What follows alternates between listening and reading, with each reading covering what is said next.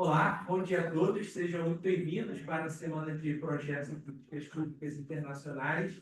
É uma grande alegria recebê-los neste momento do semestre. Nós teremos uma agenda de atividades muito cheia ao longo dos próximos 5 dias, conforme foi instruído a vocês com a devida antecedência. No contexto dessa semana, ela será, conforme nós já antecipamos, composta por uma palestra de abertura, de encerramento, pelas oficinas de conhecimentos e habilidades transferíveis e também pelo momento de apresentação dos trabalhos de extensão que estão sendo desenvolvidos no contexto das disciplinas de extensão. Essa é, portanto, uma disciplina que substitui a disciplina de seminários de relações internacionais, então não só alunos do currículo 2025 devem se matricular nesta disciplina específica, como também os alunos do currículo 2010 e 2023. Então, nós promovemos uma substituição curricular, de modo que todos os alunos da graduação devem obrigatoriamente cursar essa nova disciplina chamada Projetos e Políticas Públicas Internacionais.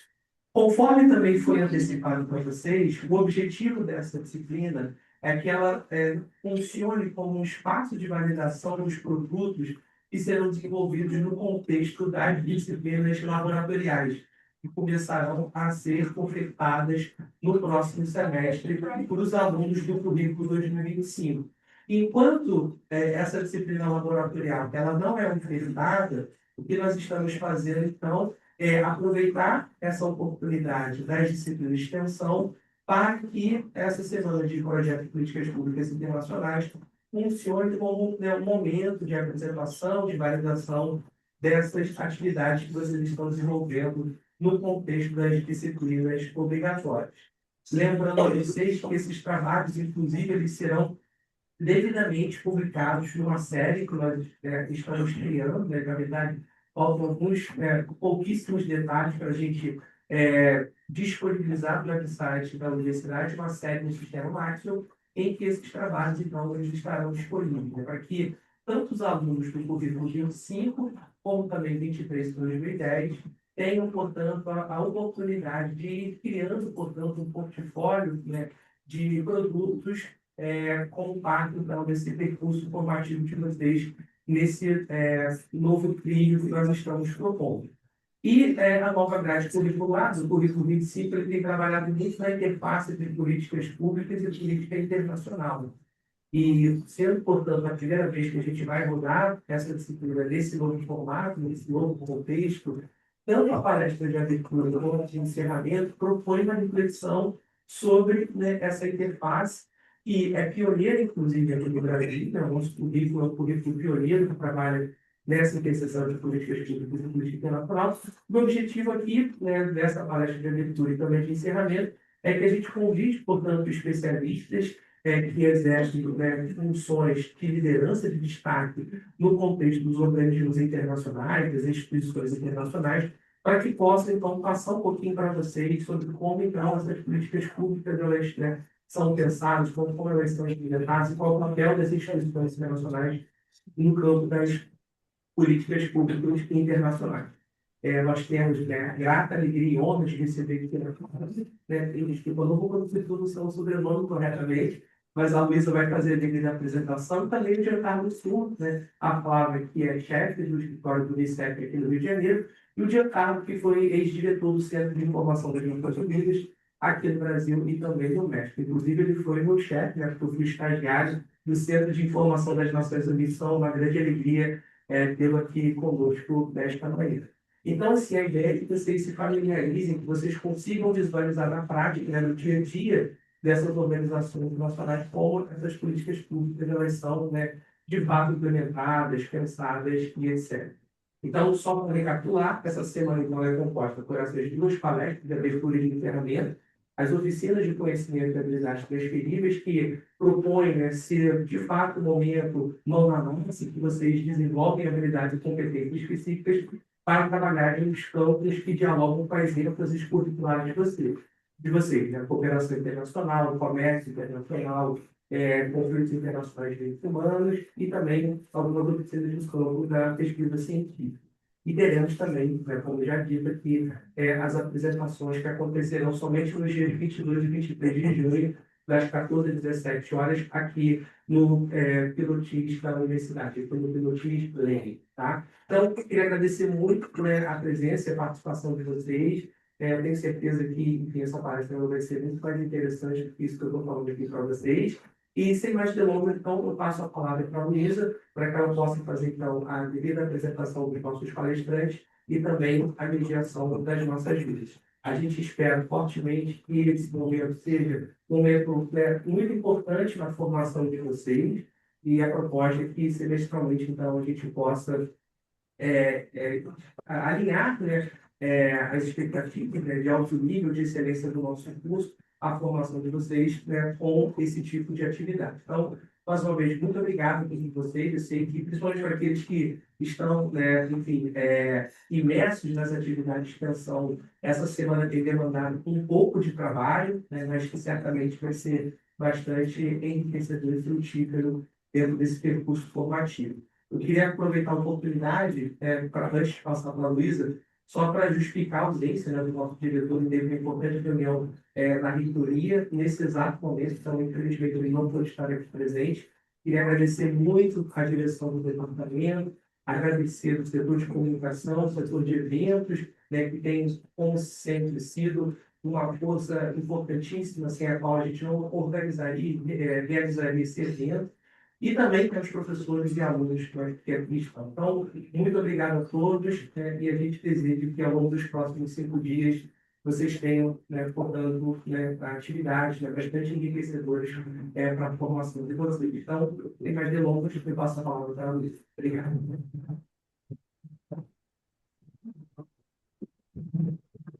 Muito obrigada, Ricardo.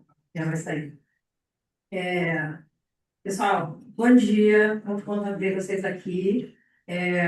Um grande prazer também receber a Flávia e o Giancarlo para compor essa palestra inicial de abertura da nossa Semana de Projetos e Políticas Públicas Internacionais. Eu vou fazer a moderação da palestra de abertura e queria começar apresentando, né, a Flávia para vocês, né, e posteriormente, quando a gente for fazer a fala do Giancarlo, eu faço a apresentação dele.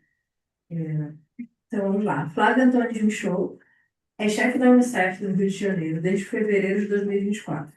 Graduada em Relações Internacionais, com mestrado pelo Instituto de Economia da UFRJ e com MBA em Economia da Sustentabilidade pela mesma instituição, além de certificações em Comunicação Não Violenta, Saúde Global e Gestão Pública. Possui mais de 22 anos de experiência profissional na defesa e promoção dos direitos humanos, com passagens pelo terceiro setor em organizações como ActionAid, Anistia Internacional, The Nature Conservancy and Purpose Foundation, Governo Estadual, Secretaria de Direitos Humanos e Assistência Social, Sistema ONU, UNODC e UNRWA, Filantropias, Fundação Bill e Melinda Gates e Instituto OPAI de Saúde. Flávia atua na proteção de populações em situação de vulnerabilidade e no enfrentamento às violências, sendo também fluente em inglês, espanhol e francês. Como vocês podem ver, nossos convidados hoje, né, pelo currículo da Flávia, nossos convidados hoje têm ampla experiência profissional, então é uma oportunidade para vocês aprenderem, né, e perguntarem também para eles ao final. Então, por favor, desde já, prestem atenção ou se organizem para fazer as perguntas que vocês possam ter e tirar essas dúvidas com os nossos convidados. Sem mais delongas, Flávia, por favor.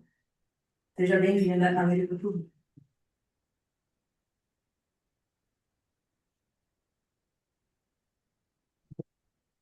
Bom dia, pessoal. Bom dia. Tudo bem com vocês? Alegria ver essa sala cheia, né? Ver que eu estou nesse auditório. Obrigada pelo convite. Lisa, Ricardo, Giancarlo, prazer rever você aqui nesse espaço. Prazer meu. Que bom você estar aqui também. Eu entendo que eu posso começar, certo? Com a minha apresentação, que o Giancarlo faz depois, sim, certo?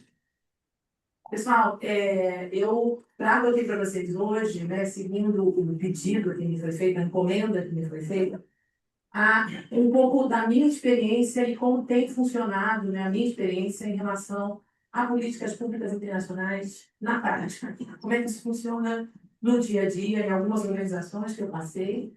Então, de fato, entre agendas globais e territórios é o foco do que eu vou falar para vocês hoje, tá certo? Eu espero contribuir para a reflexão de vocês. Eu espero que eu consiga instigar e trazer ainda mais curiosidade nessa área de relações internacionais, especialmente nessa experiência profissional. Eu passo, vocês passam? Tem um passador aí. Vamos lá. Então, primeira coisa, quando a gente pensa em política pública internacional, qual a imagem de vocês que vem à cabeça? Sim, imediatamente. Eu imagino que algumas delas. Grandes conferências, tratados, resoluções, negociações entre estados, organismos multilaterais, aquela foto clássica do Palácio de Genebra, todas as bandeiras dos Estados-membros das Nações Unidas. Sim, claro que é isso, né? Tudo isso é central para as relações internacionais, é o nosso arroz com feijão, se vocês me permitem colocar dessa forma. Mas o que eu trago para vocês aqui hoje é que o trabalho ele acontece justamente na intersecção entre os grandes compromissos globais e os problemas muito concretos de política pública que se propõem a ser endereçados. Vão entender aqui com esse controle.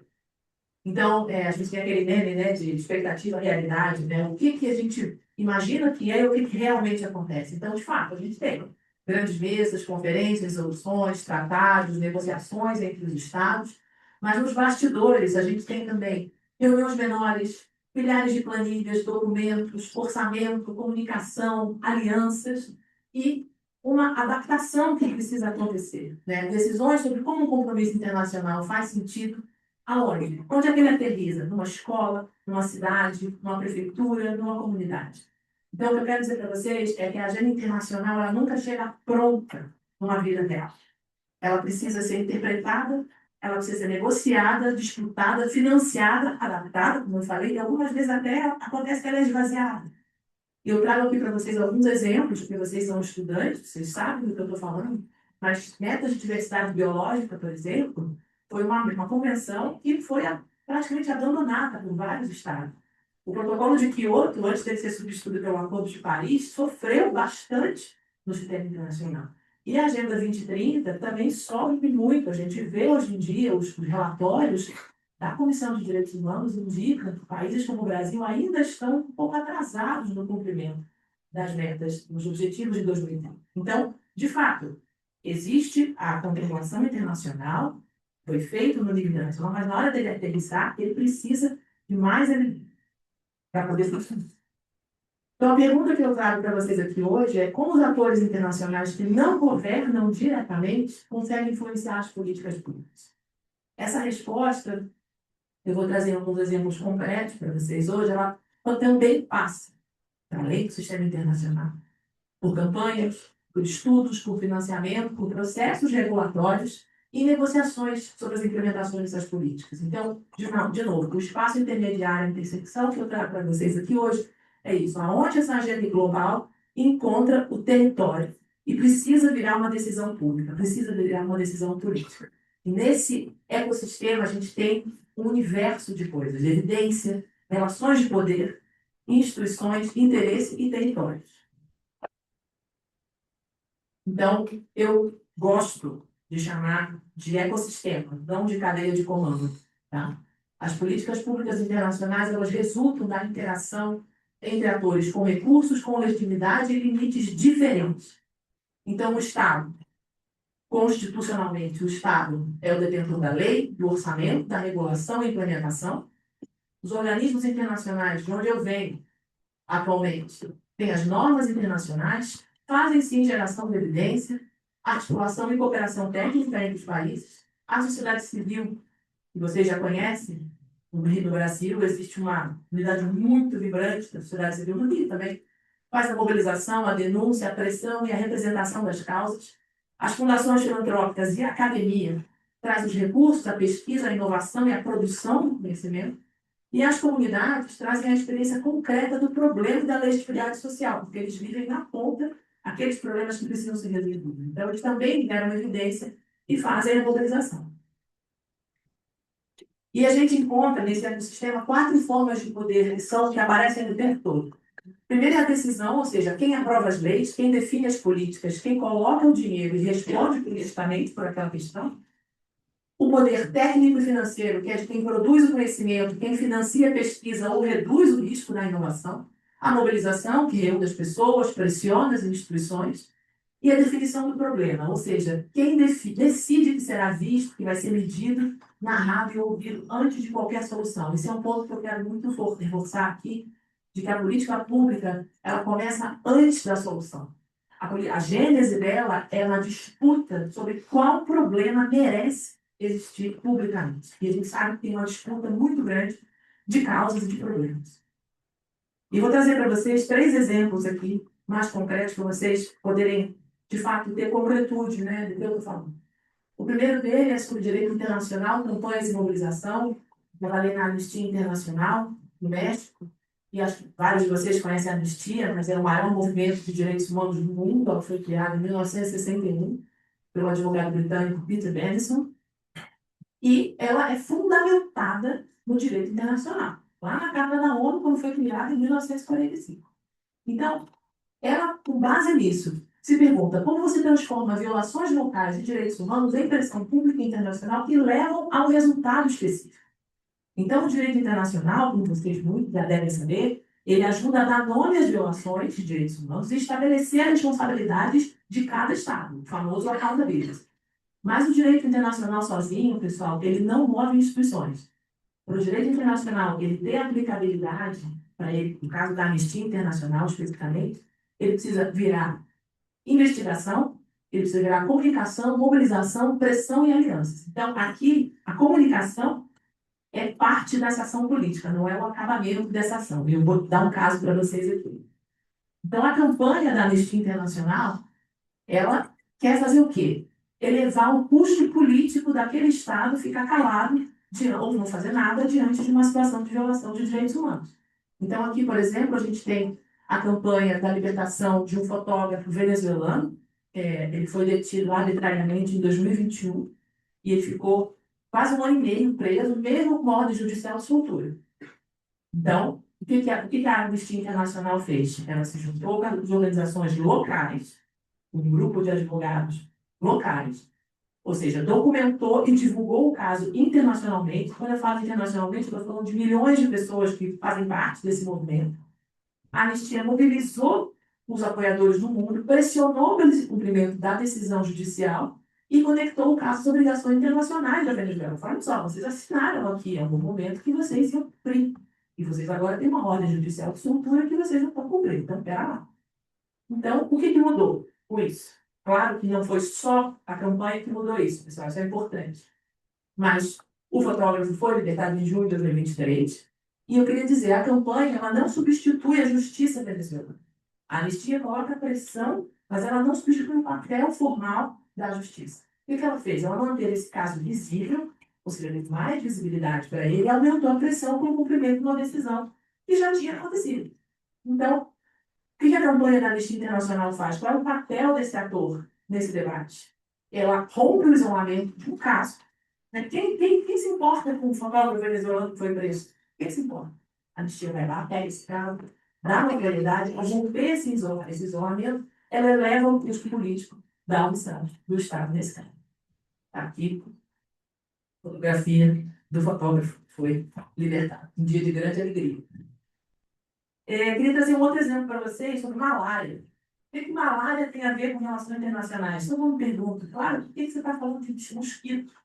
Realmente, eu também não sabia, mas explico para vocês. Acho que vocês sabem, não sei se todo mundo conhece essa doença. A malária é uma doença que é transmitida por um mosquito que te dá um parasita e ele come os seus glóbulos vermelhos. Quando eu sou morosa, eu já peguei malária quando eu estava no interior do Peru. Foi uma semana caótica para mim. Mas a malária é uma doença nascida e perpetuada na pobreza. É uma doença que é difícil de tratamento, é de difícil investimento, e ela está muito presente nos países endêmicos, em zonas de floresta, e em populações muito remotas, muito difícil acesso, e são populações muito empobrecidas. Então, e acaba sendo, por causa disso, muito invisível. Tá? Então, ela é uma doença que acaba sendo muito onerosa para o sistema de saúde, é uma doença cara para o SUS, para o sistema da Colômbia, para o sistema do Peru, de saúde também. E ela é muito piorada por causa dos fluxos migratórios e se conecta cada vez mais com mudanças climáticas e desigualdades. Então, quando vocês veem uma pessoa brasileira que passa a fronteira para trabalhar em mineração ilegal para pegar ouro com aquela peneirinha, eu já deve ter visto na televisão, fica ali uma poça d'água, ou várias poças d'água. Aquilo também gera um ambiente propício para a multiplicação do mosquito que transmite a malária. Isso também tem a ver com os fluxos migratórios. E é uma doença também complicada, porque ela precisa de 7 a 14 dias de tratamento, igual antibiótico. Tá? Ela é uma doença, como eu falei, gerada por um mosquito e um problema global reconhecido pela Organização Mundial de Saúde. Outro que devem conhecer também. E aí, a Fundação Bill e Melinda Gates, a maior filantropia do mundo, vocês devem saber também, Bill Gates é um cara que já deu uma entrevista aqui no Brasil quando ele teve, ele odeia mosquito, e ele investe nisso, ele é praticamente obcecado, ele fala, é um absurdo no dia de hoje a gente ter uma doença, um mosquito, responsável por dizimar populações inteiras. E aí, ele, junto com a empresa farmacêutica, decidiram que é importante investir numa cura radical para a doença, para a doença da malária no Brasil, no Peru e na Colômbia. Então, ao invés de 7 a 14 dias de tratamento de malária, agora era uma dose única desse medicamento. É só uma pílula que a pessoa tinha que tomar. Sem patente, ou seja, não teria discussão sobre quebra de patente, e desenvolvido por uma empresa farmacêutica agora. Ou seja, a solução para um problema público e histórico. Muito rapidamente, quero dizer para vocês aqui, o estrago do mosquito. 500 mil casos por ano em 2022 foi contabilizado aqui na nossa região, e 100 milhões de dólares por ano em vigilância, diagnóstico e tratamento na região da Amazônia. Ou seja, não é barato.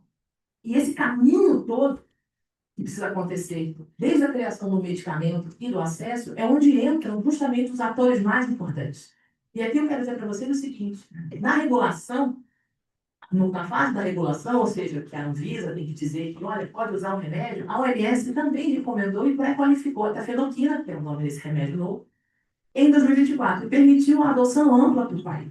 Então, a gente tem aqui um ente do sistema internacional que está dizendo para as políticas públicas internas, olha, esse remédio pode ser comprado pelo sistema público de saúde de vocês. Mas, de novo, sem você fazer essa conversa com o sistema público, esse tipo de inovação ele fica lá na prateleira.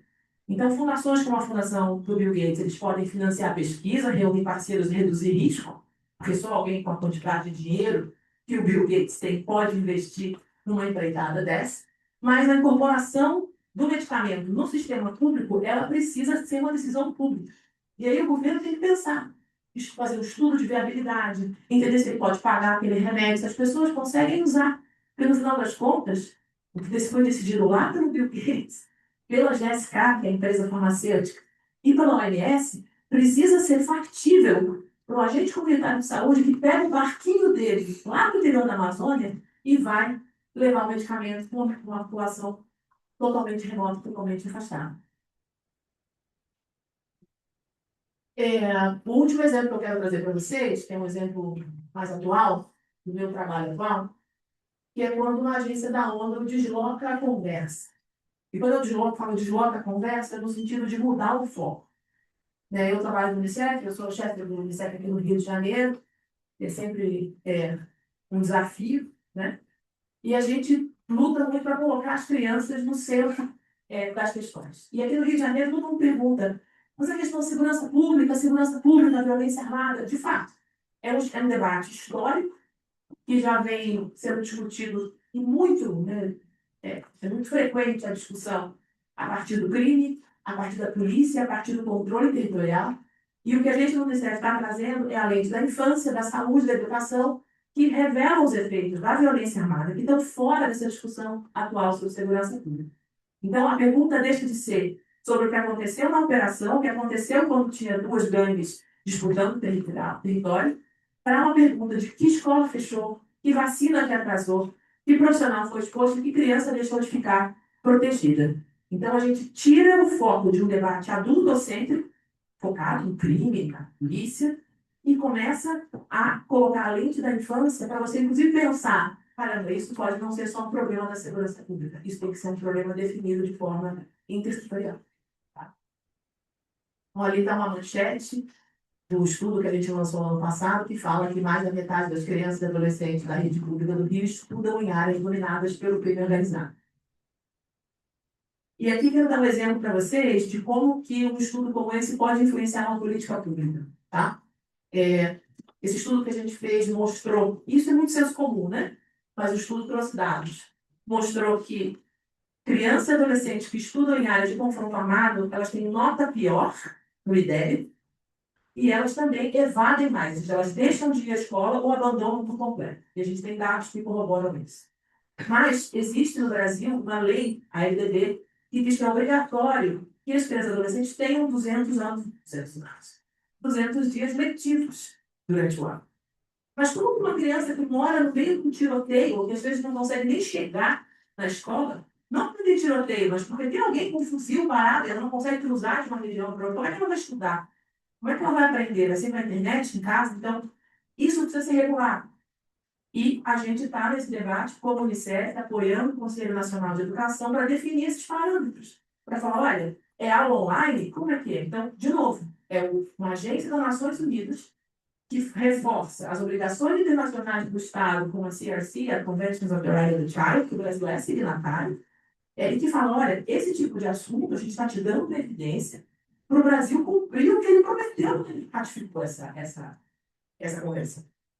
Então, a gente, como Unicef, também dá grande visibilidade a esse tema e provoca os demais setores do sistema de garantia de direitos da infância para pautar a segurança pública. Para você deixar de ter a educação, a assistência, a saúde, falando, não, isso não é um problema meu. Não é um problema seu, porque é um problema da infância. Então, a segurança pública não pode ser olhada só sozinho. Vou pensar a segurança pública sozinho. Então, a gente atualmente está discutindo a necessidade de um protocolo interinstitucional que envolva essas três áreas, quando a gente tem operações policiais no Rio de Janeiro. E a gente também, como eu falei, subsidiando as resoluções do Conselho Nacional de Educação, especificamente sobre esses 200 dias letivos. Um outro exemplo, e eu já estou terminando, não sei como é que eu estou de tempo. Tranquilo? Em relação à saúde, eu falei de educação, agora vou falar de saúde. A gente apurou também por meio de um estudo de que a operação policial causa impacto na vacinação infantil. Então, a gente viu que toda vez que tinha um caveirão na porta da clínica de saúde, a vacinação da criança de 0 a 6 anos caía 90%. A gente apurou isso num estudo que a gente fez lá na Maré, e é isso. As unidades, elas fecham por segurança, tem que fechar, não tem como. Quando as famílias deixam de circular, os profissionais ficam expostos, as crianças deixam de chegar à vacinação. Então, a violência no Rio de Janeiro, como vocês bem sabem, ela interrompe o encontro entre o serviço e quem precisa daquele serviço. Então, depois do confronto, não é só naquele dia. As equipes precisam recuperar os atendimentos, precisam localizar as famílias, fazer buscativo e organizar todo o sistema da atenção primária de saúde. Isso custa dinheiro. Dinheiro para a Secretaria de Saúde, dinheiro para o Ministério, dinheiro para o governo. Então, o Unicef, através desse estudo, coloca essa evidência na mesa para, de novo, deslocar esse debate. Então, o nosso entendimento é que o escrutínio internacional, se tem uma agência da ONU olhando para isso, ajuda também a defender recursos para a atenção primária da saúde no município, no território, para a clínica de saúde da família lá na Maré ou em outra comunidade afetada. E, atualmente, como vocês saberem, tem um debate internacional no âmbito de uma coalizão que quer que a Organização Mundial da Saúde defina a violência armada como um problema de saúde pública. É claro, de novo, que se a OMS definir isso não automaticamente vira uma lei no país. Não é isso? Já expliquei isso para vocês agora há pouco. Você precisa ser absorvida, você precisa de prioridade política. Mas isso abre um flanco, abre uma avenida muito importante para que países possam pensar em termos de fato. Então, é a nossa contribuição muito modesta nesse momento com esse estudo que está abrindo essa discussão. Tem um inquérito do Ministério Público Federal, semana que vem em Brasília, para falar sobre isso também, então o processo está abrindo. Então, pessoal, resumidamente, eu trouxe para vocês 3 cases. Um da anistia, que fala sobre mobilização e pressão, mas não tem autoridade formal, como Estado. A Fundação Bill e Melinda Gates, que traz os recursos, ciência e inovação, mas não tem mandato democrático. Então, que eles não sejam democráticos, não digo, como figura do Estado. O Unicef, que traz as normas, evidência e articulação, mas não governa, isso é importante, as agências do sistema elas não governam, quem governa são os governos. E o Estado, que tem lei, orçamento e implementação, e também tem as capacidades, as contas prioritárias que dependem do Estado. E aqui o Estado, eu falo, o Estado no sentido do Estado membro, né? Então, é importante a gente pensar como que a gente influencia decisões públicas sem confundir os recursos, o conhecimento, a visibilidade ou o prestígio institucional com a autoridade pública. Então, o que a prática exige de um profissional de relações internacionais? E eu deixo aqui a minha sugestão para vocês, se vocês acharem interessante. Mas a primeira coisa é vocês aprender a ler poder. Ler espaços de poder, dinâmicas de poder, relações de poder. Quem decide, quem bloqueia, quem precisa ser ouvido, quem manda, quem não manda. Aprender a fazer essa tradução da norma internacional à rotina do serviço. Quando a OMS decidir que violência armada é um determinante da saúde pública, como é que isso vai impactar lá na favela da Maré? Negociar, você construir avanços possíveis sem abandonar os princípios. Lidar com incerteza, decidir com evidências incompletas e condições imperfeitas. Isso vai acontecer com vocês, quando vocês estiverem pensando em política pública. E construir confiança, você sustentar alianças para além de uma reunião. Né? Tem muita foto, muito close, mas é importante a gente primar pela consistência. E grande parte do trabalho de relações internacionais, se vocês me permitem dizer isso, não é você ter a melhor ideia. Não é isso. Às vezes você não precisa de uma grande epifania. Às vezes você só precisa construir as condições para que uma boa ideia seja aceita, financiada, implementada e sustentada. Então, para quem está começando, aqui os colegas da área de relações internacionais, como eu falei no início, nenhuma agenda global chega intacta à vida real, ela precisa passar por todas essas fases. E as perguntas-chave que o profissional de relações internacionais tem que fazer é esse. Que problema público eu quero enfrentar? Ao lado de quem que eu vou fazer isso? Com quais instrumentos nacionais e internacionais? O que já exige? O que eu preciso advogar para que exista? Para me dar aquele marco, aquele arcabouço legal. E, de novo, a partir de qual posição de poder? E aí eu sempre digo que essas perguntas são mais úteis do que escolher apenas uma organização no mapa das carreiras internacionais.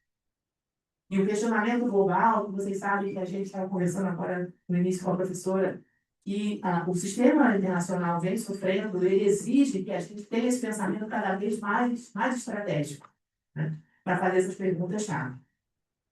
Então, para fechar minha fala, pessoal, políticas públicas, queria dizer isso para vocês, para não parecer que tudo é bala de prata, que tudo que eu trouxe foi solução. As políticas públicas elas não terminam na solução. Pelo contrário, a partir da solução se inaugura uma nova fase do ciclo da política pública. Então, no caso dos casos que eu trouxe, dos direitos humanos lá do fotógrafo da Venezuela, soltar uma pessoa arbitrariamente detida não elimina o padrão de detenções. Eu não sei se o fotógrafo que ele foi solto, o governo falou assim, a partir de agora eu não vou prender nenhum fotógrafo. Acho pouco provável. Mas isso gera um precedente importante e gera, além da solidariedade internacional, gera, inclusive, vamos dizer, um precedente, não é um precedente jurídico que eu quero dizer, mas gera, olha, é possível fazer. E se é tão difícil fazer na Venezuela e foi feito, vamos continuar fazendo. Isso é muito importante no movimento de direitos humanos. Na saúde, aprovar essa droga da malária, que eu falei para vocês, ela não resolve automaticamente os desafios de implementação de novos medicamentos. Para vocês saberem, essa droga nova, que agora vai estar no SUS, já foi adotada, antes de você tomar a droga, você tem que fazer um teste, tipo aquele de diabetes, que alguém vai lá e fura seu dedo. E aí você tem que ver se você tem uma determinada enzima, chamada G6PD. Se você não tiver essa enzima, e se tomar a droga, você pode morrer. Então é importante você fazer esse teste antes. Então você imagina introduzir uma tecnologia no meio da floresta. Então, não é que a política pública deve errar, mas você precisa fazer os ajustes necessários, ou seja, inaugurar uma nova fase. E segurança pública e infância, uma resolução dos 200 dias letivos, ela pode atenuar uma questão importante, mas não desfaz os problemas históricos, mais de 30 anos que a gente sabe que o Rio de Janeiro encontra na segurança pública. Ela expande uma discussão, mas não esgota. Então, a gente tem que olhar sempre o ciclo da política pública, de definição da agenda, marco dos stakeholders, decisão, financiamento, implementação, monitoramento e comissão da nota. Terminei, pessoal. Está aqui o meu link antigo, o QR Code, quem quiser ficar em contato comigo. Muito obrigada.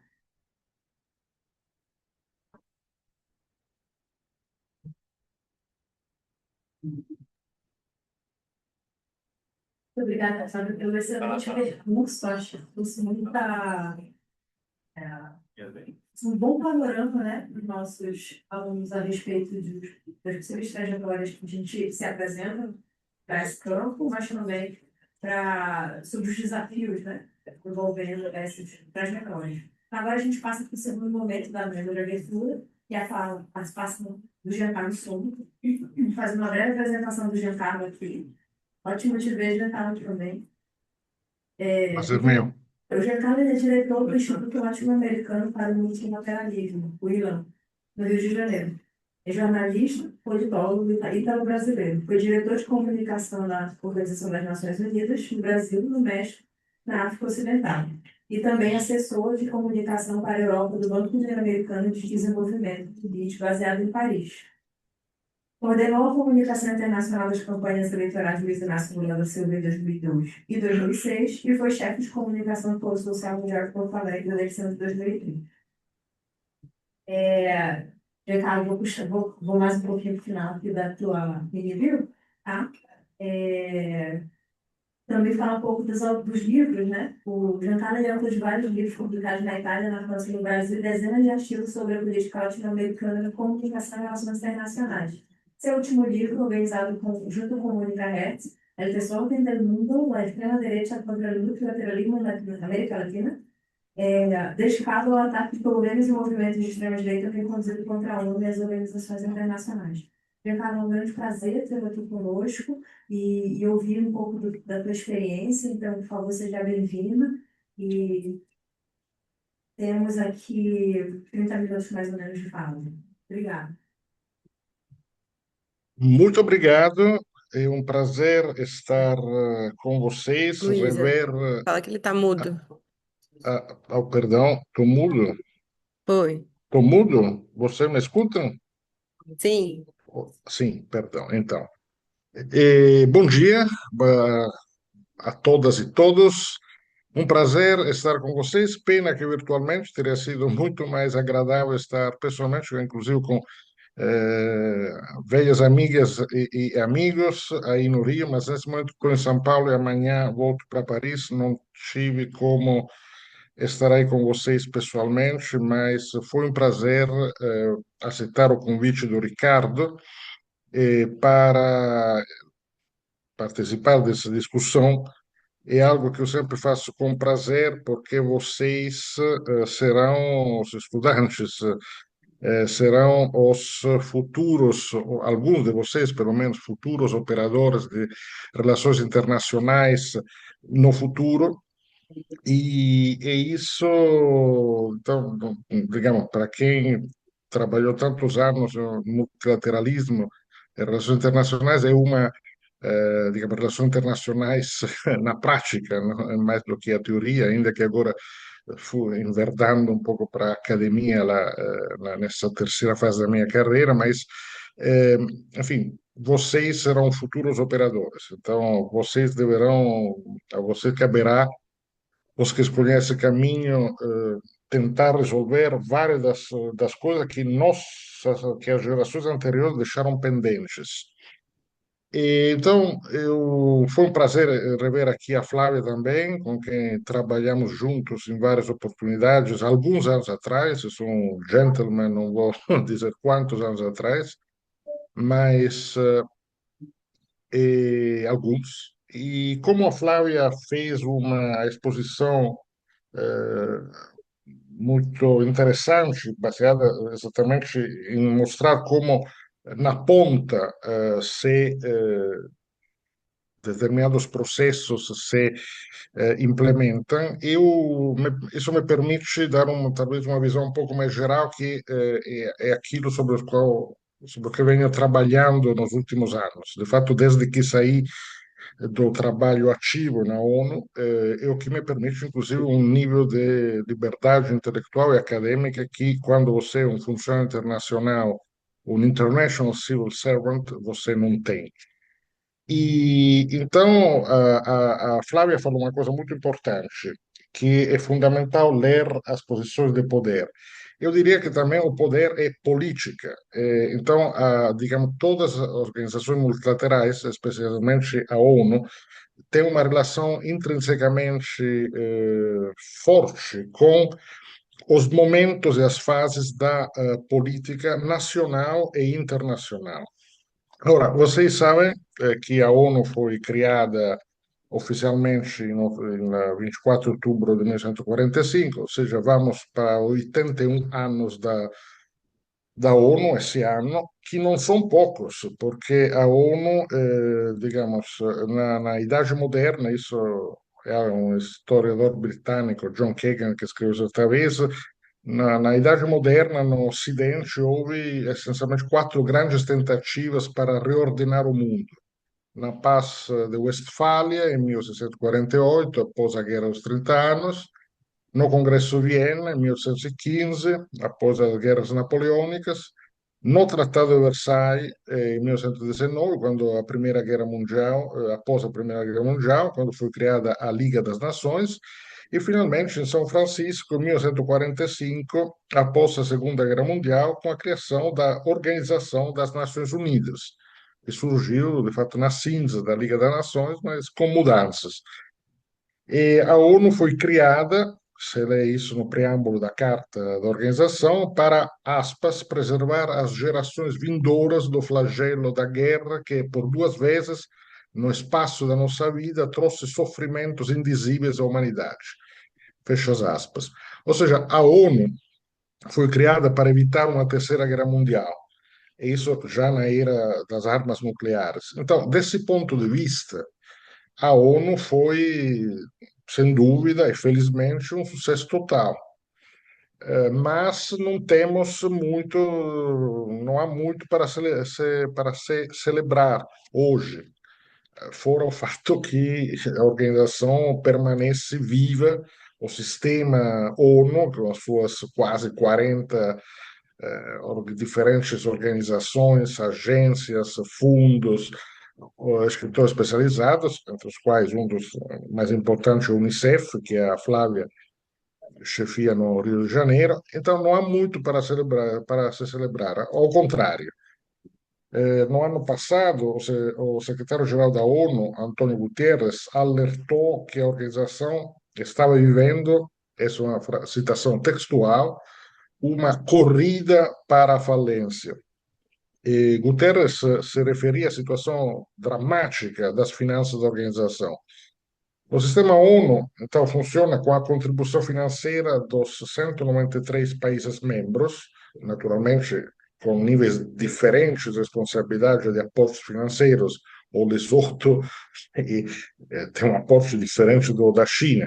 Mas os atrasos nos pagamentos, a redução, os cortes, já levaram, desde o ano passado, à demissão de dezenas de milhares de funcionários da ONU no mundo, a paralisação de inúmeros programas e a brutal redução do fornecimento de ajuda humanitária que a ONU presta em situações para refugiados, catástrofes naturais, guerras, etc., e também para as operações de manutenção da paz, ou seja, os capacetes azuis da ONU.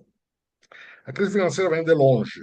Praticamente começou a se criar em 1981, quando o presidente, quando foi eleito, tomou posse o presidente Ronald Reagan nos Estados Unidos, um republicano que foi mais agressivo, que começou a tomar para si a agenda da Heritage Foundation, uma agenda agressiva contra o sistema multilateral. Então, vem de longe, quase 50 anos, mas é uma situação que se agravou brutalmente com a volta à Casa Branca de Donald Trump, no início do ano passado.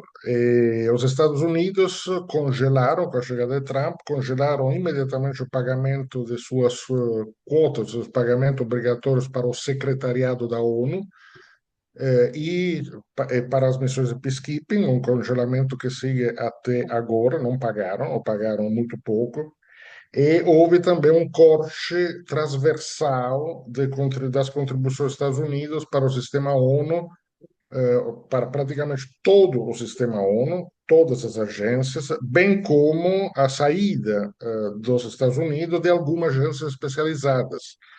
A OMS, da qual também a Flávia falou, a Unesco, pela terceira vez os Estados Unidos saíram da Unesco, a UNRWA, que é a agência da ONU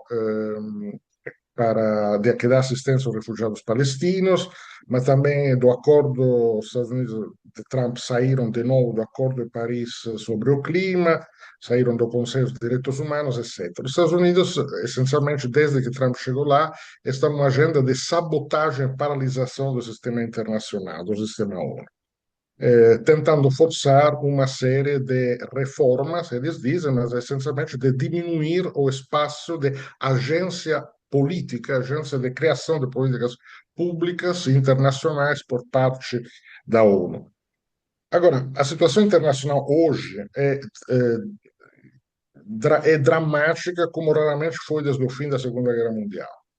Os conflitos armados que tinha progressivamente declinado entre 45, a partir de 1945 até 2013, voltaram a se multiplicar. E, segundo o Conflict Data Program da Universidade de Uppsala, na Suécia, em 2024, foram contabilizados 61 conflitos com a participação de 36 diferentes países.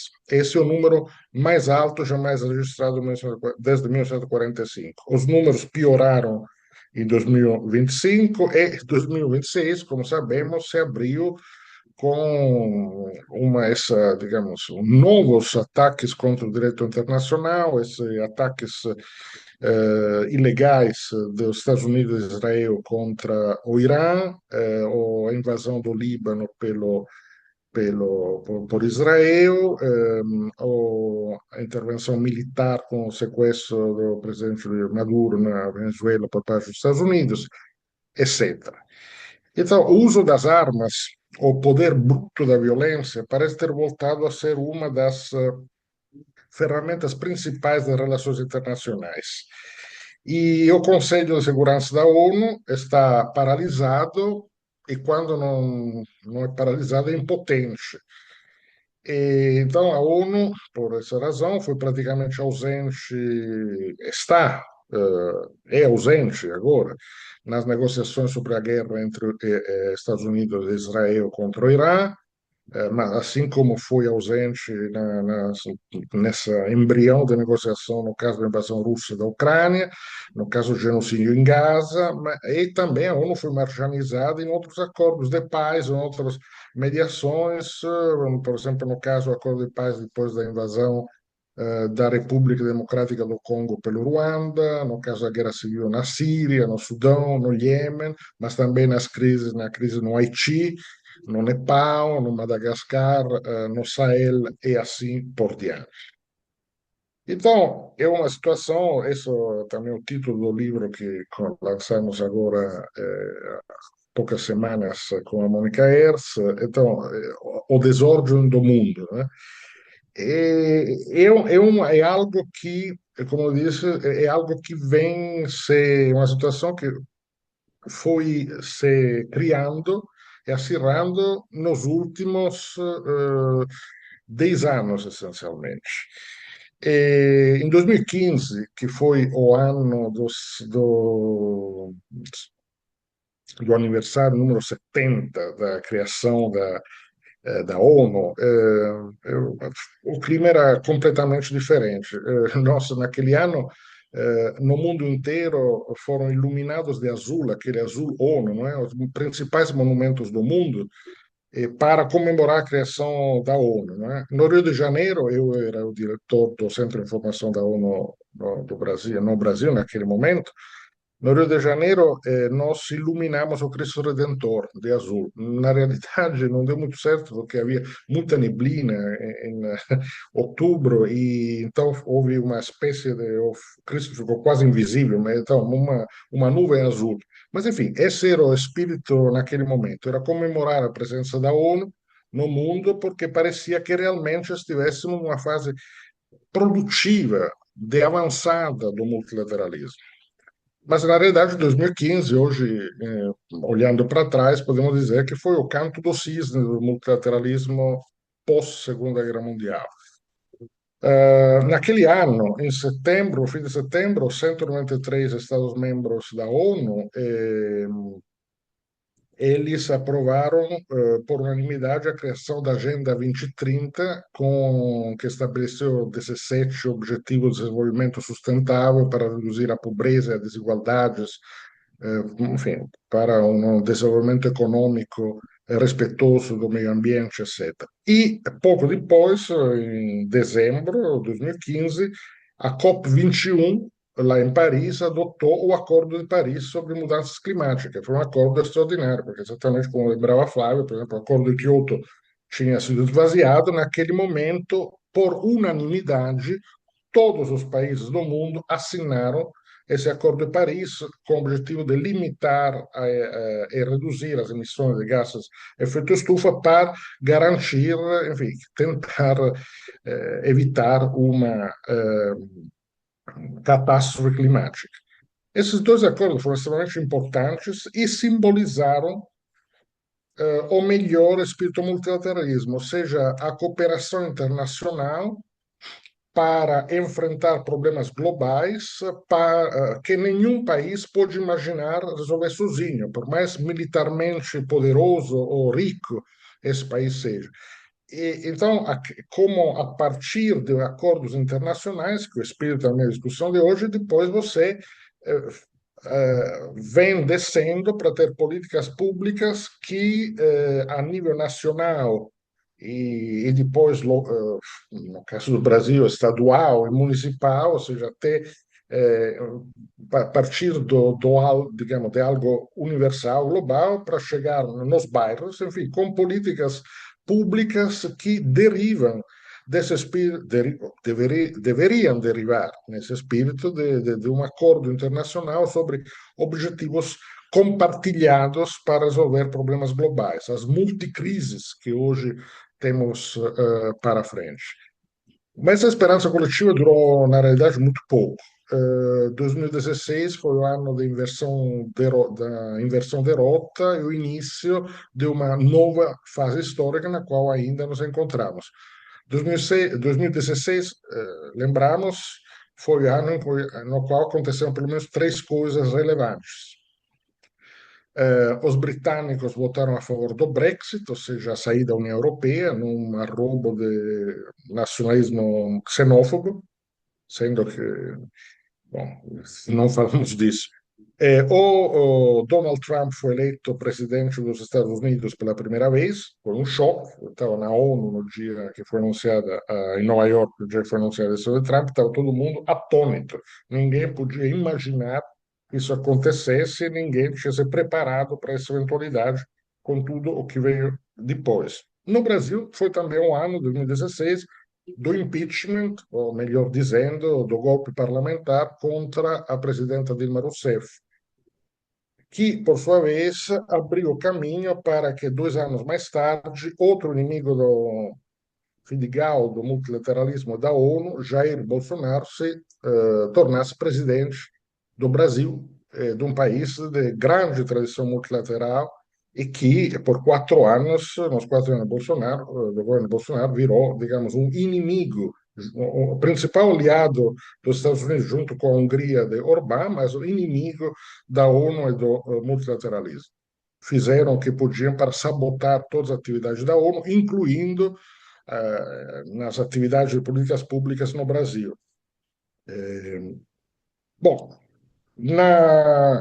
então, naquela época se falou Brexit, Trump, se falou muito de vitórias do populismo, o ressurgimento do populismo, nova fase do populismo. Então, a palavra populismo virou digamos, um cobertor muito amplo que cobria tudo, ou seja, um termo repetido a exaustão que deveria, em tese, ajudar a explicar o que estava acontecendo, mas na realidade, na minha opinião, era um termo genérico, impreciso demais para definir um processo político global complexo e não homogêneo.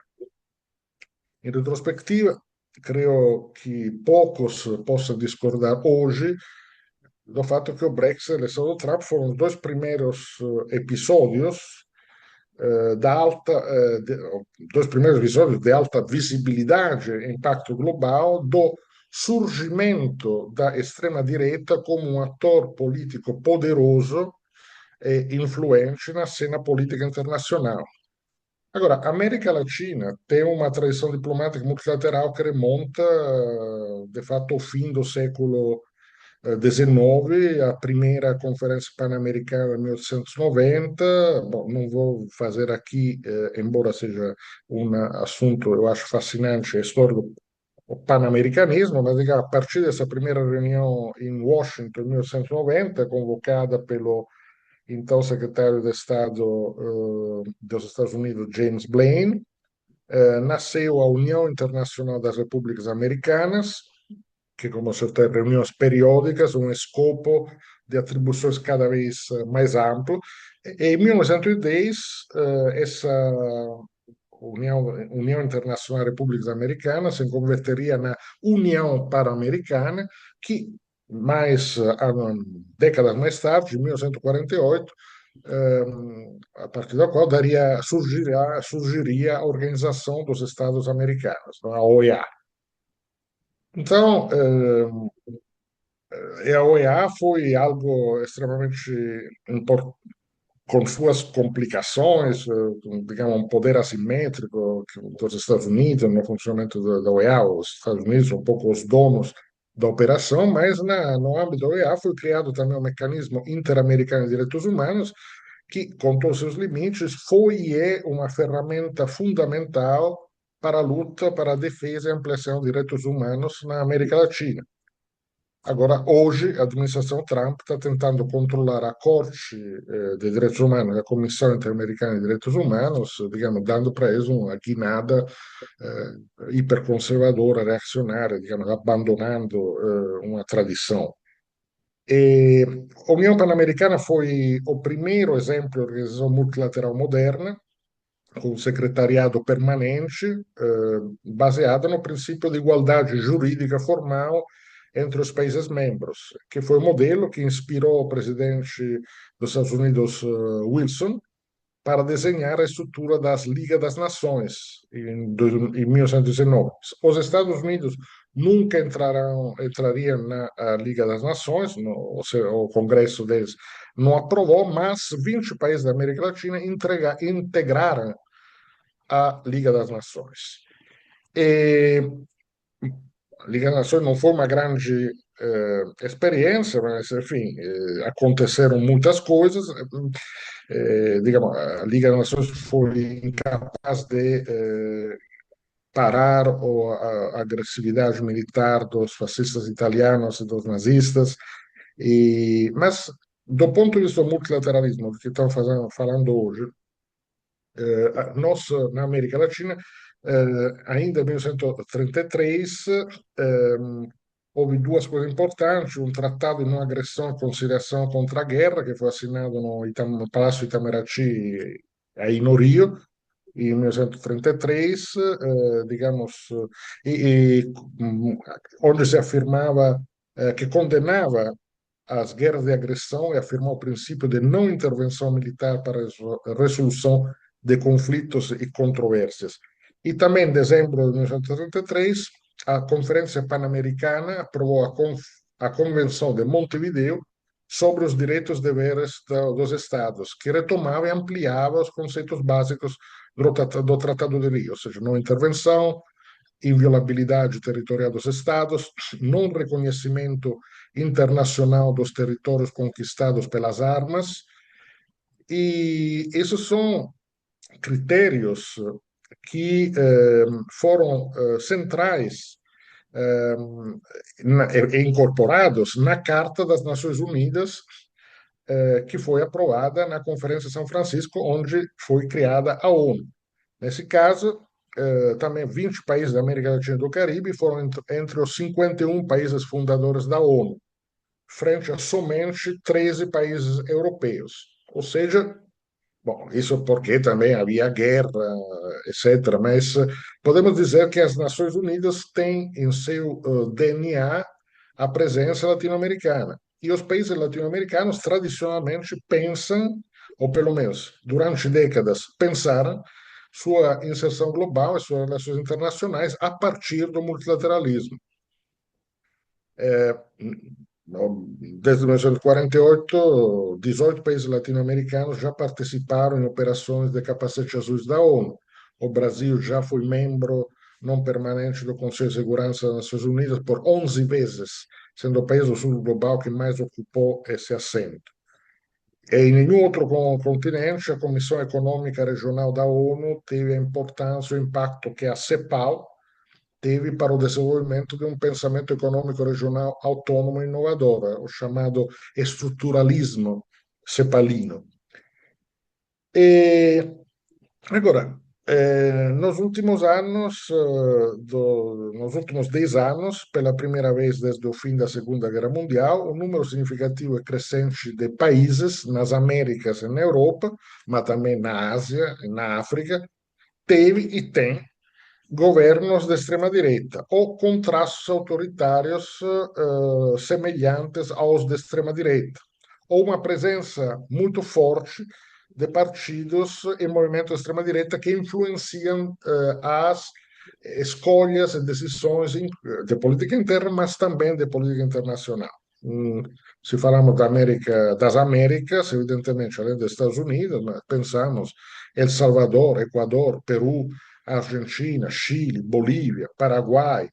Agora, na Colômbia tem segundo turno, mas as pesquisas indicam que também o favoritismo da extrema-direita para o segundo turno das eleições presidenciais. E no Brasil, temos eleições em outubro, o bolsonarismo continua mantendo uma base social e eleitoral forte.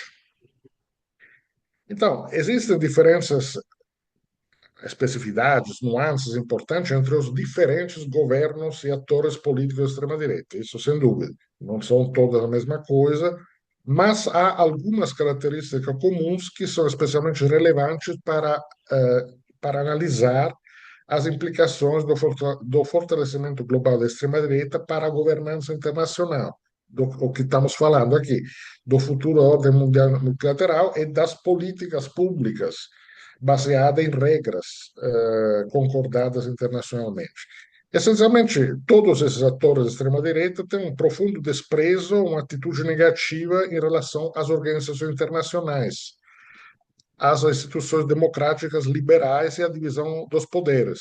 Eles querem acentuar o papel do executivo em detrimento do poder legislativo e do poder judiciário.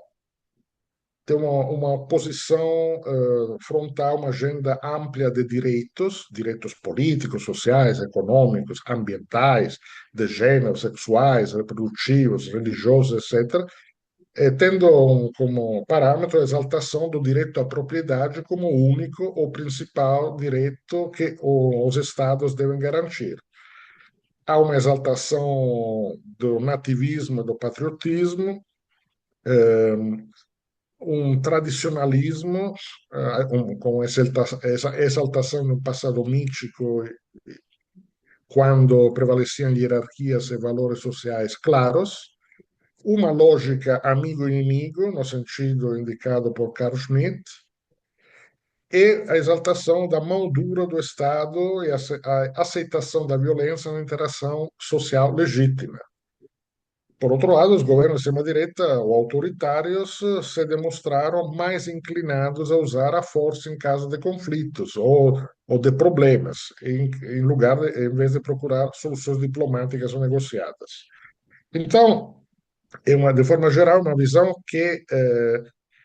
de mundo que está em conflito aberto, frontal, com um dos pilares do sistema de governança pós-Segunda Guerra Mundial, ou seja, a cooperação entre Estados e o sistema das Nações Unidas e em outras organizações regionais e internacionais, que produzem normas comuns, bens públicos internacionais e fóruns de negociação de conflitos, de onde saem essas políticas públicas das quais a Flávia estava falando antes.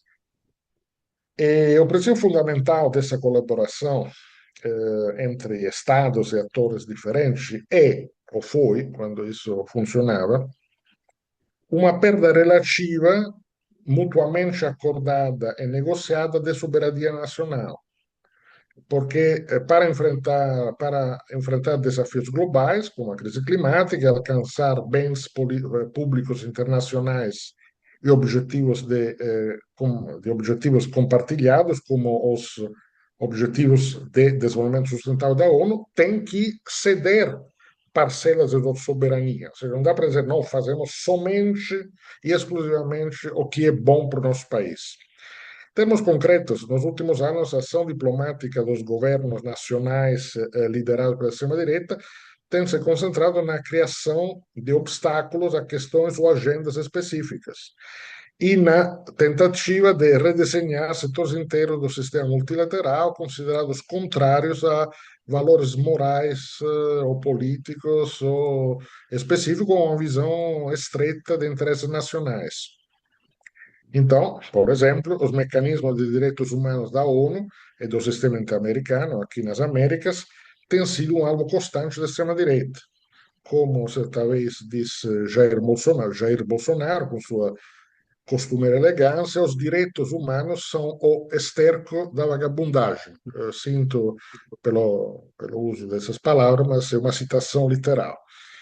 O fortalecimento da extrema-direita representa uma ameaça existencial não apenas à democracia em nível nacional, mas também à governança global e ao futuro do sistema multilateral, e, portanto, a possibilidade de termos políticas públicas úteis para a coletividade que, definidas em termos, digamos, globalmente, depois caem até o último agente de saúde que vai fazer campanha de vacinação em uma comunidade perdida.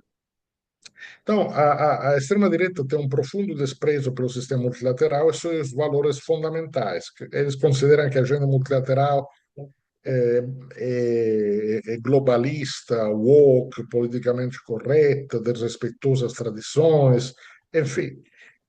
E eles, então, todo esse setor da extrema-direita identificam como alvo de sua ação concreta, ou seja, para enfraquecer tanto o sistema ONU, mas também a União Europeia e o Fórum Econômico Global de Davos, os grandes ONGs, entidades filantrópicas, Open Society, Gates Foundation, Ford Foundation, etc. Então, eu vou terminando, estou falando muito, ainda que gostaria de me aprofundar nisso, mas há digamos, contraste, uma ideia de progresso em termos de desenvolvimento, liberdade, pluralismo, pluralidade, democracia, etc. Há uma colisão com o projeto de retorno a uma pretensa era idade de ouro, não é? Entre aspas, passada, quando havia hierarquias sociais, raciais e geográficas claras e um domínio patriarcal incontestado, a família tradicional e a religião como pedras angulares dos projetos nacionais e nacionalistas. Então, há por exemplo, há uma campanha global. A Flávia dizia: não se avança na Agenda 2030 da ONU, ou não se avança o suficiente. Bom, no seu discurso no G7 Nevian, ontem, o presidente do Brasil, Lula, defendeu a Agenda 2030, disse que tem que falta investimentos, etc. Mas todos os partidos de extrema-direita, no governo ou na oposição, eles são explicitamente contrários à Agenda 2030. Aos Estados Unidos de Trump disse oficialmente: nós não concordamos, estamos fora de toda atividade disso, nem falamos de financiamento. E na América Latina tem um movimento, bom, isso é a mesma posição do Cast no Chile, do Milei na Argentina, foi do Bolsonaro no Brasil, e o líder de Vox, o partido da extrema-direita espanhola, Santiago Abascal, lançou uma campanha que avança na América Latina contra a Agenda 2030, que, nas suas palavras, seria uma agenda globalista que busca a destruição da classe média, a liquidação da soberania das nações e o ataque à família, à vida e às raízes comum do Ocidente. Bom, então, essa situação, é nessa situação que nós encontramos agora. Vou concluir, que estou falando já, tenho aqui o cronômetro a meia hora. Então, temos um problema concreto. O modus operandi do multilateralismo se opõe de forma intrínseca ao conceito de Estado-nação acima de qualquer outra estrutura de governança, de uma ideia de comando baseada num Estado cuja missão principal é proteger a essência da nação, que é o que então, digamos, é a forma de pensar da extrema direita. E, agora, houve, até não muito tempo atrás, uma tentação, uma tendência para tentar, digamos, minimizar as implicações, o impacto, as implicações da ascensão ao poder desses líderes autoritários da extrema-direita. Então, políticos, diplomatas, jornalistas da grande mídia costumavam repetir que, uma vez no cargo, esses novos atores políticos começariam inevitavelmente a agir dentro dos limites estabelecidos da política tradicional, tanto nacional quanto internacional. Agora, a experiência agora já é ampla, que demonstrou exatamente o contrário.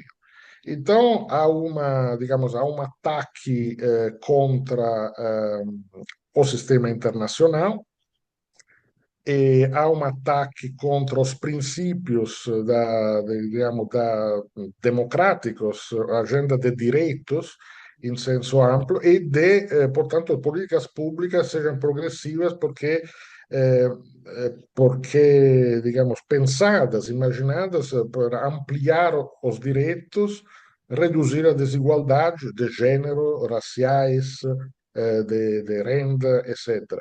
Que é o que o sistema internacional, a ONU, etc., digamos, tentaram e avançaram e fizeram de forma muito significativa durante décadas, pelo menos durante, digamos, principalmente a partir do fim da Guerra Fria. Então, pelo menos entre 91 e 2013, digamos, mais de 20 anos, houve um real esforço, um real, digamos, avanço nessa direção.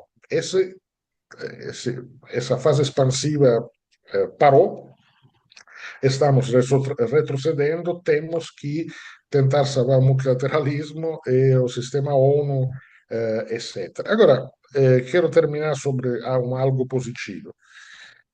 E todas as pesquisas de opinião global, por exemplo, da PW, da Edelman Trust Barometer e outras, enfim, uma série, da Gallup, etc. Todas as pesquisas de opinião global que se fazem periodicamente continuam confirmando, ano após ano, que a maioria da população mundial continua, apesar de tudo, tendo uma visão positiva da ONU e acreditando na necessidade de encontrar soluções compartilhadas para os grandes problemas comuns. Ou seja, também algo interessante, de forma geral, a opinião pública tem mais confiança na ONU do que nos governos nacionais.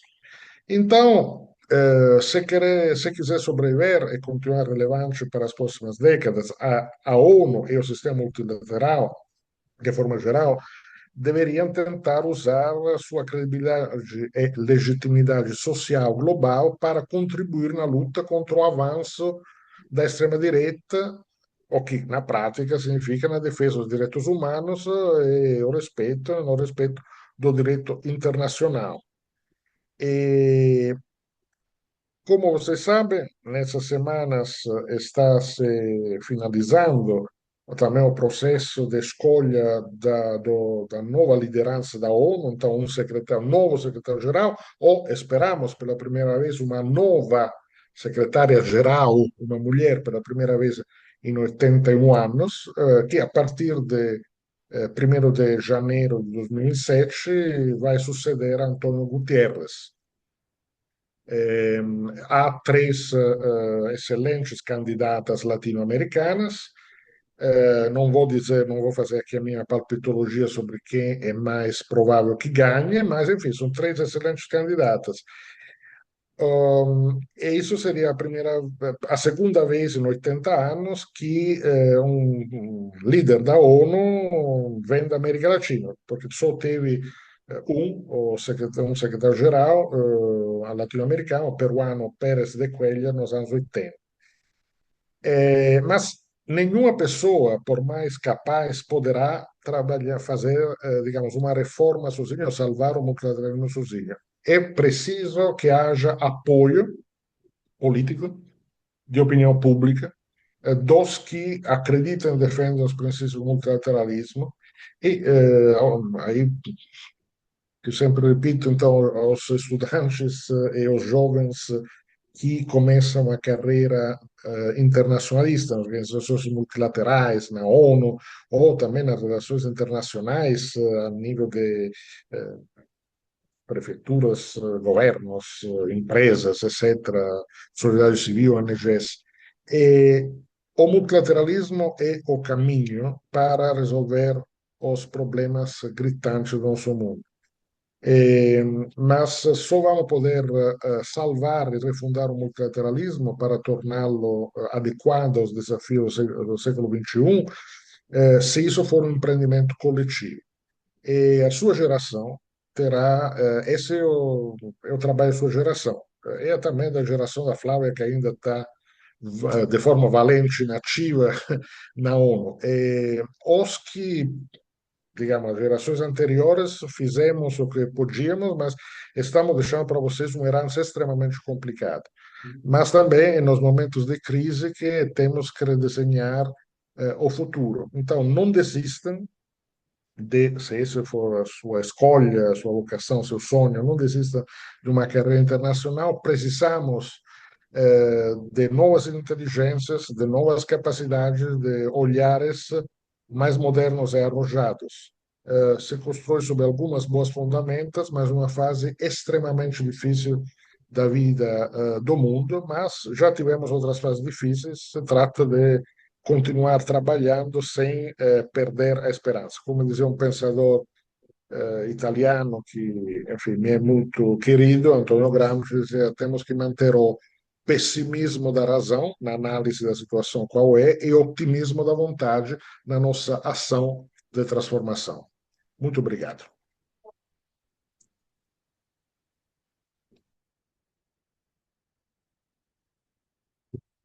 Obrigada, Giancarlo. Obrigada por trazer esse excelente sobrevoo sobre o contexto internacional também, o que isso significa para a gente pensar em fronteiras no campo, né? Acho que agora, então, a gente consegue abrir para uma rodada de perguntas e respostas, caso alguém tenha alguma pergunta para fazer, alguma dúvida.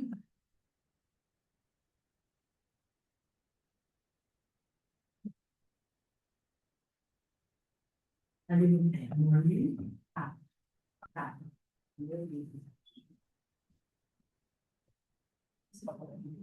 Ficou uma, né? Tô querendo ouvir.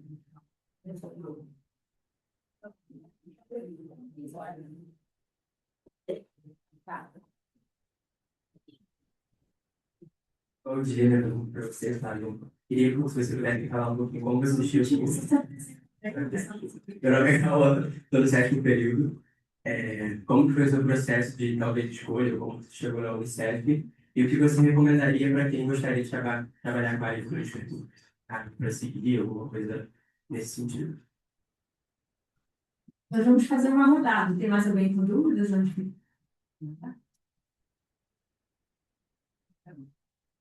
Tem mais alguma dúvida? Aqui, então.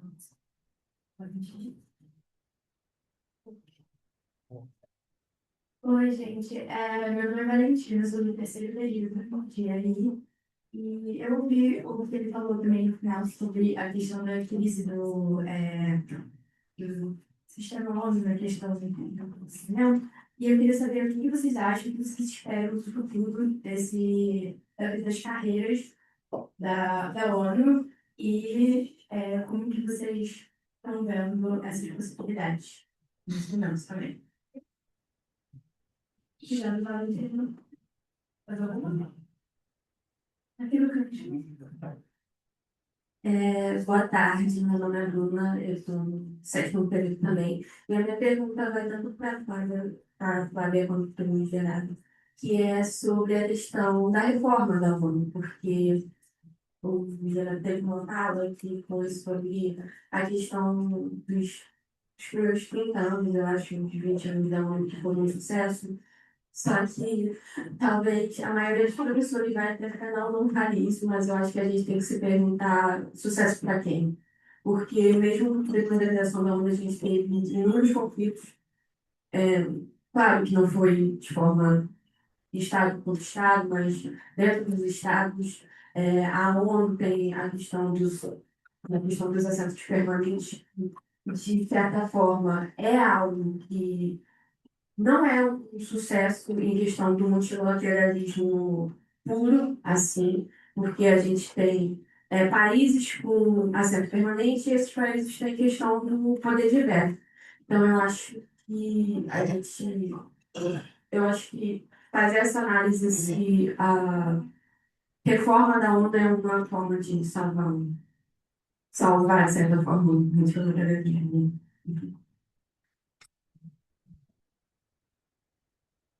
Mais uma aqui na frente. Acho que com essas quatro a gente pode deixar para os palestrantes poderem responder.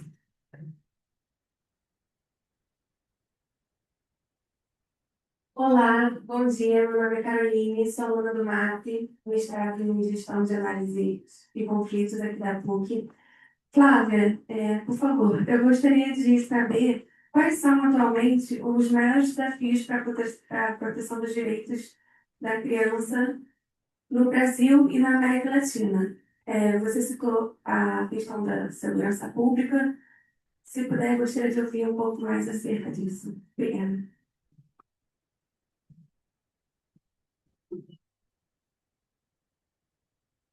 É isso, então, a gente pode começar pela ordem das falas, então o Flávio pode começar e Giancarlo, então, endereça as perguntas em seguida. Muito obrigada pelas perguntas e dúvidas.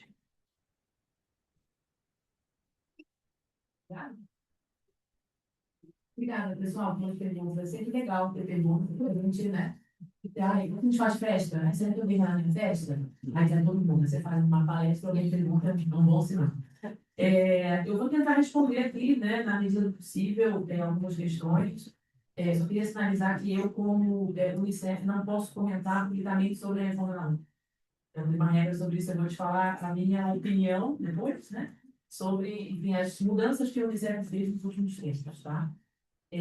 Sobre a questão do ingresso na carreira da ONU, do Unicef, é um processo seletivo como qualquer um. Né? Eu estava morando no México na época, e aí eu vi a vaga aqui no Rio, foi publicamente aberta, apliquei, e é isso, são entrevistas, são testes escritos, é um processo bastante extenuante, com um painel de seleção, e depois todas as verificações de antecedentes, de checagem de referências, é um processo que dura mais ou menos 4 e 5 meses de seleção. Não é um processo simples. E os caminhos que eu posso sugerir para você, calma, eu posso sugerir para você, Carlos, além daqueles que eu mencionei, né, de vocês terem essa habilidade de leitura de poder, de entender o contexto, eu acho que é, de fato, se aproximar de quem faz, de quem está trabalhando na ponta. De fato, exercitar esse networking, conversar com as empresas, conversar com as organizações, fazer entrevistas, pedir para visitar um dia a organização, fazer também trabalho, eventualmente, não remunerado, voluntário, dentro do dia possível. Porque eu acho que, pelo menos para mim, tá, Carol, de falar da minha experiência pessoal, fez muita diferença começar a trabalhar, mesmo num nível muito de assistente, júnior, numa ONG internacional. Uma função administrativa. Eu atendia telefone e ele tinha passagem. E isso não é demérito das funções, mas é uma porta de entrada. Então, olhem para essas funções também com essa sensibilidade, que aquilo pode ser uma porta de entrada para vocês. Vocês não precisam começar com um P2, um P1 em Nova York. Pode ser uma função mais modesta que vai te abrir esse espaço. Mas a proximidade com o mundo do trabalho, eu acho que é muito importante manter. A Bruna perguntou na reforma da ONU, eu já tinha respondido mais ou menos o que eu podia responder, mas eu acho que, de uma certa forma, todas as agências do sistema ONU, eu falo especificamente do Unicef, precisam se manter relevantes para auxiliar os Estados Unidos. Não pode ser uma coisa self-serving, tem que ser uma coisa para os Estados Unidos, para as pessoas, para as crianças. Então, o Unicef, no ano passado, depois que os Estados Unidos fez as retiradas de financiamento e também uma série de governos também foram um pouco nessa linha, O Unicef teve uma questão importante, um exercício importante interno de rever algumas prioridades, teve um corte brutal de funcionários, mais de 1.700 funcionários globalmente foram desligados. Algumas funções foram revistas, algumas regiões foram unificadas, por exemplo, não tem mais 6 escritórios no Caribe, como tinha no passado, agora tem um escritório no Caribe, e representações menores. Então, teve um enxugamento. Eu acho que isso parte de uma discussão sobre relevância, sobre eficácia, sobre dinheiro e sobre, de fato, quanto custa e quanto está sendo entregue para quem mais precisa. Então, essa é a minha resposta para você nesse momento, desses estudos. E a Caroline falava sobre a questão da proteção dos direitos da infância no Brasil, na América Latina, né? Essa pergunta poderia dar uma outra palestra. É uma questão muito complexa. Eu, particularmente, acredito que o tema da violência sexual, física e mental continua sendo um dos maiores desafios que a gente encontra, porque ele é muito transversal. E ele não é um tema em si, ele está em todos os setores. E quando eu falo de violência sexual, a gente tem uma prevalência de violência sexual muito grande ainda no Brasil, nos países da América Latina, sendo majoritariamente perpetradores dentro de casa, crianças cada vez menores. Isso é absolutamente brutal. E você tem sistemas e leis que, sim, garantem de uma certa forma, né, pelo menos do ponto de vista jurídico, que aquele caso vai ser resolvido, mas a gente vê que existe uma porcentagem muito pequena de resolução daqueles casos que são levados à justiça. Aqui no Rio, por exemplo, a gente teve um aumento entre 2021 e 2023 de 20% de casos de violência sexual.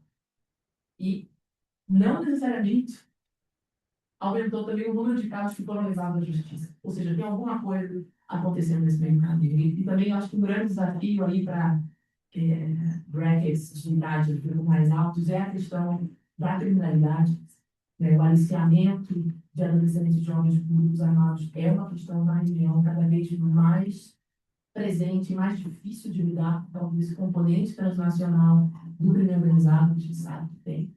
E, ao mesmo tempo, quais são as oportunidades que a gente está dando para o adolescente, por exemplo? Porque ele tem uma dificuldade de chegar no emprego. Porque ele é uma pessoa preta, porque ele mora na periferia, porque ele não fala inglês, né? Aí ele tem um aliciamento do crime organizado, ele tráfico, que é rigor, oferece para ele uma solução. Aí ele vai para o sócio-educativo. Aí quando ele sai, tem um pouco alguém quer contratar.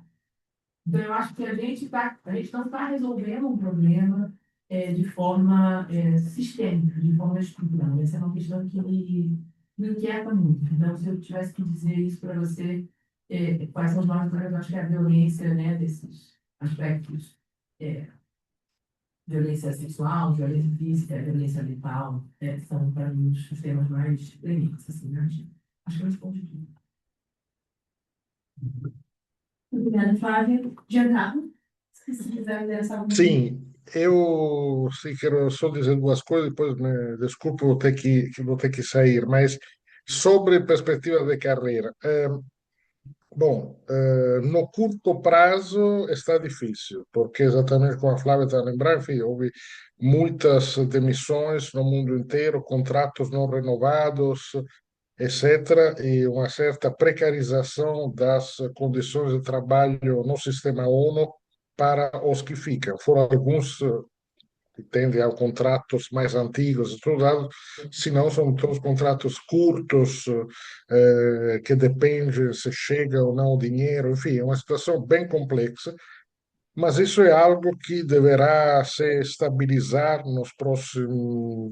proximamente, porque, digamos, há dois cenários principais. Um é o desmonte quase que total do sistema ONU, se os Estados Unidos continuam dessa forma e os outros países não reagirem, não somente politicamente, mas também de forma concreta, colocando recursos para o sistema, aí isso implicaria numa redução progressiva, mas com certa velocidade, das operações do sistema ONU como um todo, que naturalmente reduziria, não é que a ONU vai fechar, mas reduziria o quadro e, portanto, multiplicaria as dificuldades de acesso. Ao mesmo tempo, sempre há uma renovação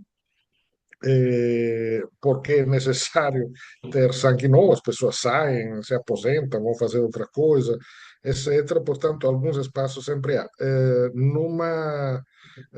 Porém, digamos, se torna mais competitivo, possivelmente com percursos mais complexos, aceitando contratos ou buscando contratos em lugares longes, longínquos, complicados, difíceis, áreas de conflito, etc. E o conselho que eu daria é, ok, acho muito bom almejar trabalhar na ONU, mas, digamos, é bom fazer experiências antes, ou seja, já acumular experiências profissionais relevantes em outros ambientes, com outros empregadores, digamos que seja relações internacionais no setor público, ONGs, em países diferentes e tentar, digamos, a ONU quando já não não ao sair da universidade, mas já tendo uma bagagem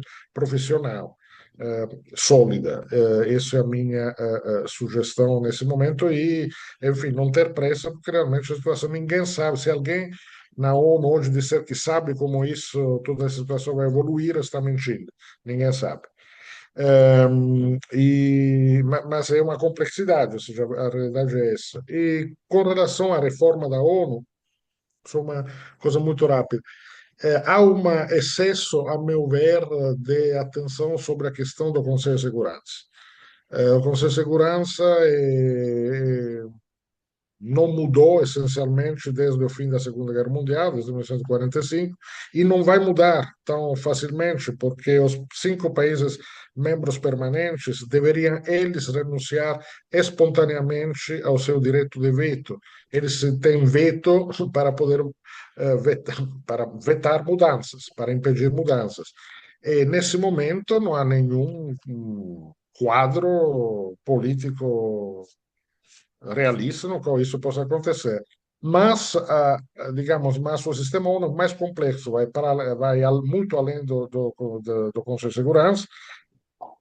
Uma questão crucial seria no secretariado digamos, utilizar mais os poderes da Assembleia Geral e as várias agências, fundos e programas da ONU especializados têm, em geral, digamos, organismos de governance que são autônomos do secretariado. Portanto, não é simples, mas é um pouco menos difícil imaginar mudança de operação em tal agência, em tal fundo, etc. E temos, como coletivamente, de nos preparar ao mundo pós-Estados Unidos, ou seja, os Estados Unidos foram os que inventaram a ONU, de alguma forma, durante a presidência do presidente Roosevelt nos Estados Unidos, e foram o sócio principal da organização durante décadas. Eles estão se retirando e pondo condições inaceitáveis para eventualmente voltar a se engajar. Assim como é o mesmo processo que o Trump está demonstrando de arrogância inacreditável, está demonstrando no G7 ou com os aliados da OTAN, etc. Bom, mas a realidade é que dá para sobreviver razoavelmente bem, aliás, até melhor nos Estados Unidos. Isso por exemplo, a OMS não vai fechar porque os Estados Unidos caíram fora. Isso é um problema muito mais para os cidadãos dos Estados Unidos do que para a OMS. A Unesco não teve grandes problemas, aliás, acho que até melhorou a operação deles sem os Estados Unidos dentro, e noutras agências será mais complicado. Então, por exemplo, na Unicef da Flávia, tradicionalmente, desde 1946, o diretor-geral o diretor executivo, não lembro o nome exato, enfim, do cargo, mas o chefe ou a chefa, sempre foi o cidadão dos Estados Unidos, assim como no World Food Program, no Fundo Mundial para Alimentos. Ao mesmo tempo, os Estados Unidos querem manter isso, mas não querem botar dinheiro. é uma situação complicada e não sabemos muito bem como acontecer. Evidentemente, se, digamos, Trump for derrotado nas próximas eleições de midterm e nas eleições de 2028 e chegar alguma pessoa minimamente civilizada na Casa Branca, quem sabe eles voltem a ser, os Estados Unidos, um ator potencialmente útil no sistema internacional. Até lá, será uma situação de fortes emoções. Eu agradeço muitíssimo pelo convite, tenho que sair, tinha enfim, um compromisso que já tive que adiar, e muita boa continuação, muita boa sorte, um prazer rever as amigas e os amigos e até uma próxima vez.